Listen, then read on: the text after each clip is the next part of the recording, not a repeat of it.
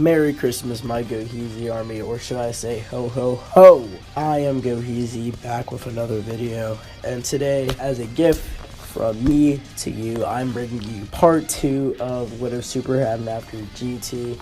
And if you haven't noticed, I have a snazzy new look, and if you want to know who made that, go check out my boy Kobe at Kobe's Draws on YouTube, and his Twitter will be in the description.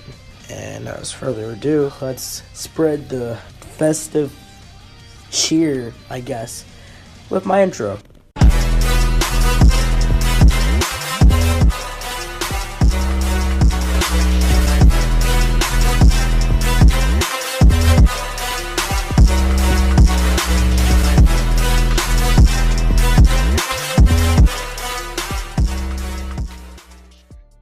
Well, we'll start off the story as normal. Frieza's been defeated, so the next arc after that would be the Universe 6 tournament. Whis' training going pretty similar with Goku and Vegeta, with them wearing the big heavy suits, them trying to fight in it, but just like in the anime, they have trouble, but it's not as much trouble as they have it, but Whis does imp the bodysuit of it, and as always, Champa still comes up, and him and Beerus bicker about who has the better food, Universe 6 or Universe 7. They come up with a proposal for a tournament, and if Universe 6 wins, they get Earth.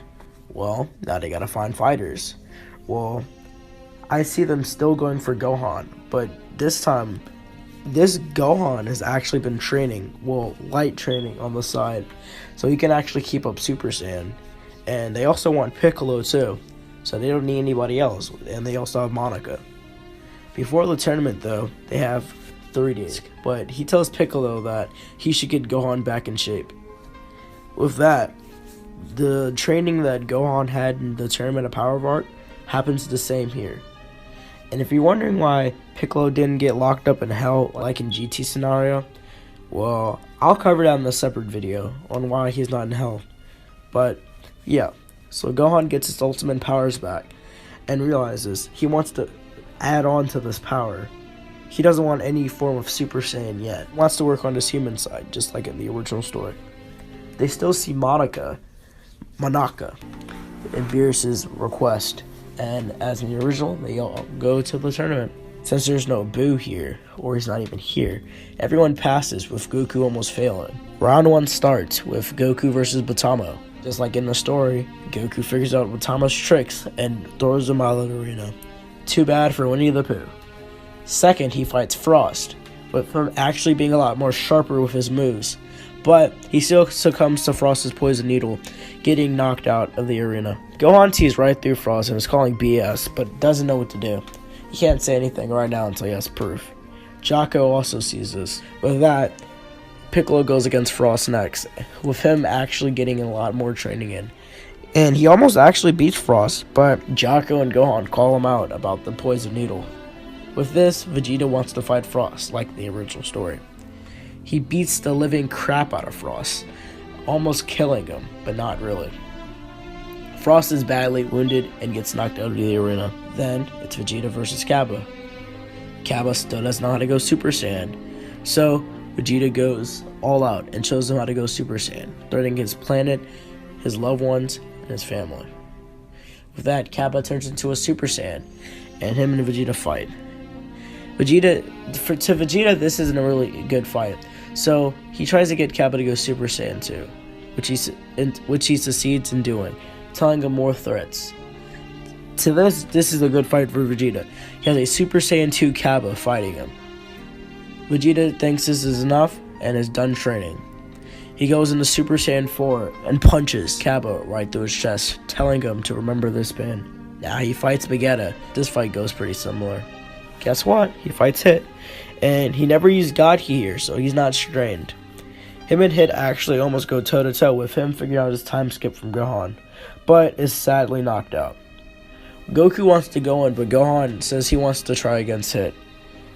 With him being a lot smart and watching Vegeta fight, he can actually know how to dodge Hit's movements and actually being a smart fighter. He's wickedly strong, with his potential being a lot high, and the 3 days he had with Piccolo, he really improved himself. Well, it's still not going to be enough to beat Hit, but still, he actually landed a few good hits. Now we have the big fight, Goku versus Hit. This fight is pretty one-sided. Goku looks at him and knows what he needs to do. He glares at Vegeta and he thinks it's time. During their training with Whis, Goku and Vegeta unlocked a new power, the Super Saiyan form of Super Saiyan God inside Super Saiyan 4. Try saying that in a mouthful. He pretty much bodies hit to the point it's almost bad. But Goku goes all out, with him getting cocky and Hit actually landing a punch knocking him out of the arena unfairly. Goku understands and realizes that he wants to fight Hit with no restrictions, knowing that this fight could be really interesting. Hit still throws the fight for Monaka, and Universe 7 wins. The wish is still the same, nothing changes. A few months apiece. We pan to a shot of a blue-haired warrior who is revealed to be Trunks, fighting someone. It's actually Goku Black. Well, future Trunks still manages to get into his time machine. He'll get help. He wakes up to see Goku, and Goku dodges the punch like in the original. Trunks explains that, well, Goku is actually evil in his timeline now, and goes by Goku Black, as his mother called him before she died. Vegeta's enraged, but doesn't know who the guy is. Goku and Trunks have their sparring match. Goku Black appears, and as the original Goku goes, but he doesn't go Super Saiyan 2. He doesn't need it. He uses godlike Saiyan, which would be enough to beat Black. Just like in the original, Black's timer is prohibiting him. But before he can do that, he tries to throw in one more good shot. Goku goes into Super Saiyan God, Super Saiyan 4, and punches Black through the hole. You can hear Black faintly yell, "This pain will only make me stronger," also getting sucked back into his timeline. With this, Trunks and Goku have their sparring session, with Goku showing him Super Saiyan God, the first for the series. With this, Trunks has something to strive for, a power that can rival Black. Vegeta still trains with Trunks, showing him Super Saiyan Blue, and then showing him what he can do with Super Saiyan Blue, adding that with Super Saiyan 4, showing that Trunks has a long way to go.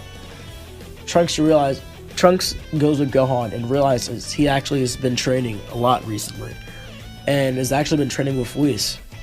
He's figured out to combine God Ki with his ultimate state, calling it Ultimate God, but this is as far as he's gonna go with God power. He wants to progress his human side, so he's just gonna stick with Ultimate God for now. Doesn't want anything beyond that. With this, Trunks and Gohan have a sparring match before Vegeta asks him to train in the Time Chamber form. Vegeta tells him that his Super Saiyan 2 powers aren't going to be enough, and he's far behind. So, for the short time they have, Vegeta's going to teach him how to unlock Super Saiyan God. Well, the time machine is prepared, and now they gotta go fight Black. Trunks is successful in the Super Saiyan God training, but he can't access it. He can only access God Ki. They go back in the past with Vegeta just going Super Saiyan Blue normally to go fight Black. Black smirks. Seeing Goku's form when he got punched into the hole made Black realize that he needs a form stronger than that. He smirks and goes Super Saiyan 4, walks toward Vegeta. Vegeta says that's nothing compared to him, but Black says he's not done yet. A Rose A aura goes around Black, and all of a sudden it's revealed. Super Saiyan Rose A, Super Saiyan 4, Goku Black. Fight him, but it's not enough, going all the way into Blue. But it's not gonna work. Blue Super Saiyan 4 Vegeta gets stabbed in his chest, just like in the original story. But Black can barely maintain this transformation. It's still new to him. It's a lot of power to restrain on his body, but it was enough to knock out Vegeta. Goku and Trunks try to hold off Black, with Trunks actually using godlike Saiyan and going into Super Saiyan 2. Both get knocked back with Zamasu showing up and Trunks having to fight Zamasu. Trunks realizes he can't do anything, and so they have to retreat, which they do. Well, I think that will be our short part 2 to What If GT Headmaster Super Part 2.